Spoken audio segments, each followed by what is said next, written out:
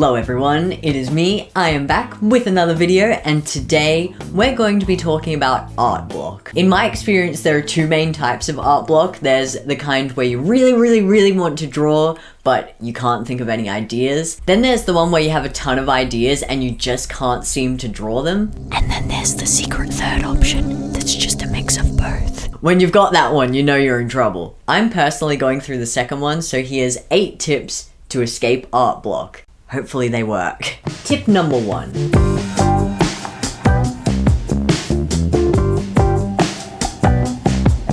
This one's always my first go-to when I don't know what to draw. I'll grab a few old sketchbooks or scroll back through my Instagram and find something that I think would be fun to improve on. You can redraw it exactly as it was or use the new one as like a loose inspiration to create something completely new. Either way, it's an easy starting point if you really want to draw but you just have no ideas. Tip number 2.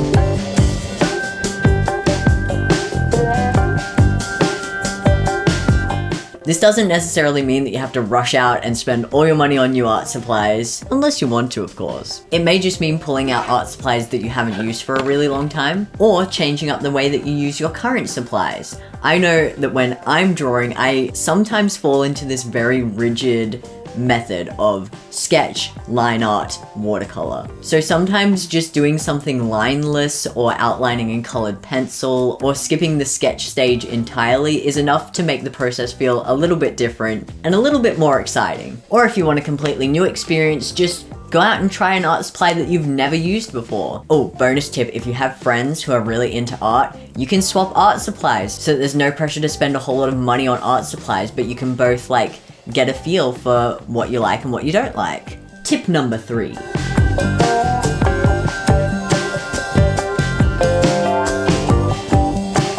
Sometimes I find that my art block can come from being slightly bored of the things that I'm drawing. I usually tend to draw people, but when I start getting bored of that, I usually turn towards things like landscapes, architecture, or designing the house layouts for my characters. That way, when I'm still in the mood to draw something character related, I'm sort of world building instead of just drawing people all the time. Or you can get real crazy and try something that you've never drawn before. You'll either love it or you'll hate it, but you won't know until you give it a go. Tip number 4. Make fan art. Then immediately cover it up with a picture of Tom Selleck because Willem Dafoe is really hard to draw when you've never done it before. Look at it! Look at it! Look at it! Look at it! I want all of you to look at it!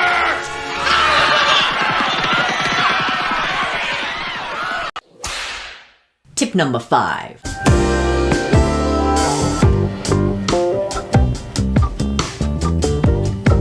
By that, I mean get your hands on the cheapest, crappiest sketchbook you can possibly find and dump all of your worst sketches and warm-ups in it. I use these ones that are like $2 at Kmart, and I've filled tons of them over the years with just experiments, pencil sketches, and ballpoint pen drawings. When something isn't working, you can just scribble it out or flip the page, which is a lot harder to do in a sketchbook that you spent a lot of money on or with supplies that are really expensive. So shit paper and ballpoint pen is sometimes the way to go. A low pressure sketchbook is great for warm-ups, thumbnailing, and scribbling out ideas in the middle of the night that seem genius in the moment, but the next morning it's really hard to decipher what you were getting at. Tip number 6.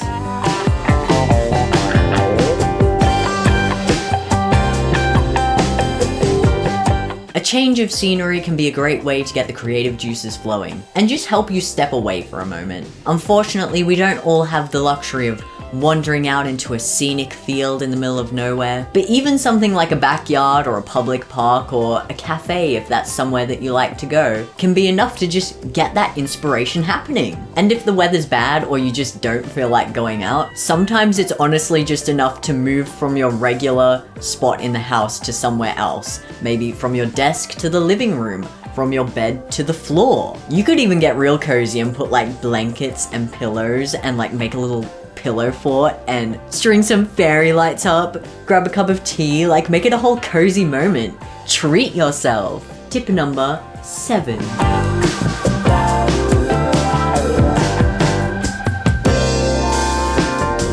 This one definitely ties in with the last one because a change of scenery can be pretty inspiring, but I also think it can be good to change up your sources every now and then. It's easy to fall down the Pinterest rabbit hole and spend hours and hours scrolling, curating your boards, organizing them into categories and sections, and by that point you've spent an entire day on it and you haven't done any drawing whatsoever. Instead, why not blow the dust off your old book collection and see what you find? If you're like me, you are notorious for buying nice books and letting them just sit there on the shelf. Go and open one up right here, right now.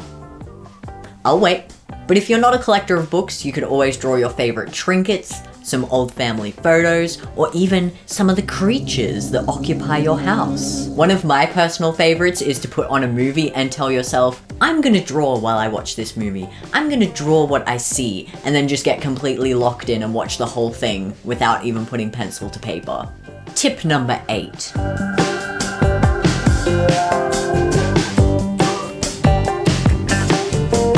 When all else fails, you might just need time away from your art. When my art block was at its worst, I just worked on my Stardew Valley farm, played Dungeons and Dragons with my friends, watched a bunch of my favorite movies, and started sewing a mystical medieval cloak.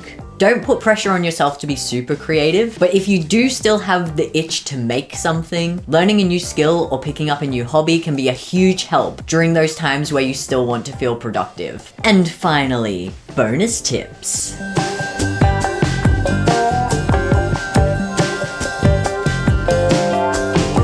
Make a running list of ideas. This one is one that you sort of have to build up over time, but it is super helpful when you can't think of anything to draw. I put mine in the Notes app on my phone so that no matter where I am at any time, I can write down all those random ideas that just pop into my head. They don't have to be amazing, but something's better than nothing, and it might just be all you need to make a start later down the line. And if you really hate something that you've drawn, you can always cover it up. So try not to feel afraid to put the pen on the paper. And that is all the tips that I have for you for today's video. I hope that they're helpful. I'm going to leave off by saying that done badly is sometimes better than not done at all. Obviously that doesn't apply to everything in life, but I do think it applies here. Doing a really bad drawing is better than not drawing at all, because I have done my fair share of truly shitty drawings in my time. But none of that is a waste. It all goes towards improving, and a lot of the time, those shitty sketches are what get me out of art block and back into creating the art that I actually enjoy. So with that, it's in your hands now. I've given you the tips. We're gonna get through this together. Hold my hand. We're gonna get through this together, okay? I'm gonna stop yapping now. I hope you enjoyed today's video. Don't forget to like, subscribe, and comment, and I'll see you in the next video. Bye.